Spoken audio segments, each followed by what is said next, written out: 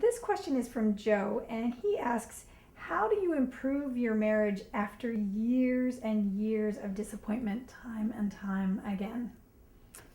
Well, I don't have him here, so I don't. Disappointment in what would sort of be I'm interested in. I would. That's sort of a complicated question because disappointment in their sex life would be the first thing I would assume. Disappointment in trust, disappointment in each other that they've just never. I mean, I don't know what that's about. Although we say all the time, and that when you're trying to fix your marriage, fixing your marriage is like fixing your car, right? You don't just change the spark plugs and expect everything to get better. You have to fix all kinds of the parts to make the car run well. So regardless of what disappointment he's talking about, I would definitely take a look at fixing all different parts of his marriage. There is nothing about it. Could have been 20 years that they were not connecting, 20 years that they were not in love, 20 years that means nothing about whether they can change now, grow now, learn to love each other again, learn to discover who they are now, because I can guarantee you they've changed from 20 years previously. And there's lots of stuff that they can do. And again, that we talk about learning the skills. We talk about figuring that out. So the way to get over that is to change. The way to get over that is to grow. The way to get over that is to figure out what was so disappointing and not do that anymore. And that takes learning how and knowing some new information. So I would say that, just because it's been happening for a long time doesn't mean that a marriage can't change. It can change at any time for the better if one party or hopefully both parties work on it. But again, without knowing exactly what he's disappointed in, there isn't that. Unfortunately, I don't have any more detail. But one other thing I was hoping you could add is how you talk a lot about your mood is your choice and what you focus on. So, I mean, could it be that maybe in these years and years and years of disappointment, maybe he's focusing on the disappointment instead of embracing some of the joyful moments that were perhaps there? Absolutely. So, I mean, can you give some advice on how to be happy in the moment no matter what's happening?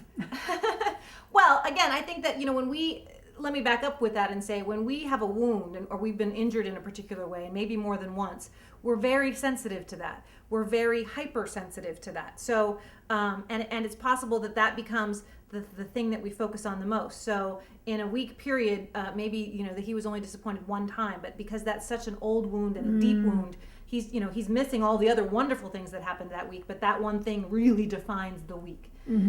So first he has to look at that wound. He has to talk about it. He has to figure out where it came from and heal a little bit of that. So it's not just going to be I recognize that your mood is your choice, and I agree with you on that, but it's also he's got to figure out why that one sore spot is the thing that he keeps paying attention to. So if your theory is correct, that maybe he's missing all of the things that were not disappointing, it's because there's something that's really hurting him time and time again. So he's got to figure that out.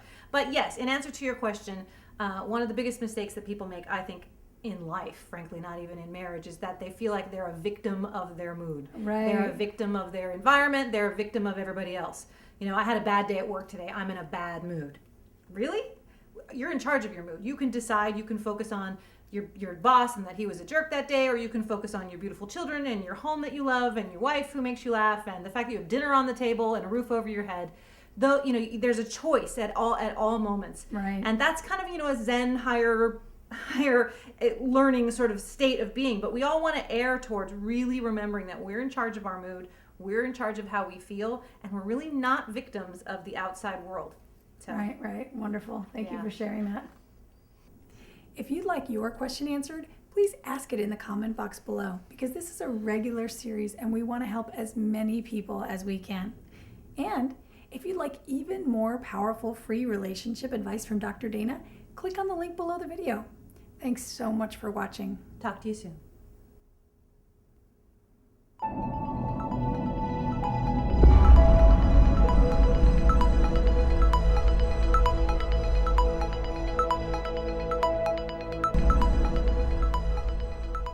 Thank you so much for watching. To get more free marriage help from Dr. Dana, please check out our website at www.strongmarriagenow.com. If you want to know when we post new videos, please subscribe to our YouTube channel by clicking on the link right on this video. If you got questions for Dr. Dana or just want to share your opinion, please comment below. Dr. Dana's got lots more marriage transforming videos for you. Here are the links to a few that you may want to see. Again, you can click right on the link you see in the video. And finally, If you know of anyone else that needs help with their marriage, if there's anyone you care about that could benefit from some powerful relationship advice, please help them by clicking on the share button below this video or tell them about our website, www.strongmarriagenow.com. Here are links to even more marriage-saving videos for you. Click on any of these images on the video to check them out. Thanks again for watching.